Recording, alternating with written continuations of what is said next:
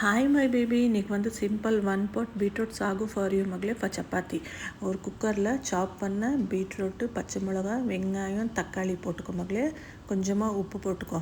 அதுக்கப்புறம் அரைக்கிறதுக்கு தேங்காய், ஜீரா, பச்சை மிளகா போட்டு நல்லா பேஸ்ட்டாக அரைச்சிட்டு இந்த குக்கரில் போட்டிருக்கால அதுலேயே ஊற்றிட்டு பிறகு கொஞ்சமாக கொத்தமல்லி போட்டு எவ்வளோ தண்ணி வேணுமோ அந்த மசாலா தண்ணி கொஞ்சம் ஊற்று. நார்மல் தண்ணி கொஞ்சமாக ஊற்றிட்டு நிறைய வைக்காத சரியா மகளே.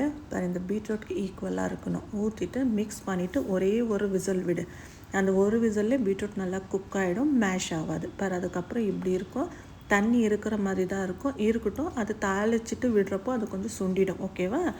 நெக்ஸ்ட் என்ன பண்ணு, கடாய் வெயி, ஒரே ஒரு ஸ்பூன் எண்ணெய் ஊற்றி கடுகு, ஜீரா, வெந்தயம் போட்டு நல்லா பொரிட்டோன்னு அதுக்கப்புறம் காஞ்ச மிளகா, கருவேப்பிலை போட்டு இந்த வேக வச்சுருக்கிறது அப்படியே எடுத்ததை ஊற்றிட்டு நல்லா கொதிக்க விடு மகளே. இந்த தண்ணி சுண்டுற வரைக்கும் கொதிக்கிட்டோம், ஒன்றும் ஆகாது சரியா.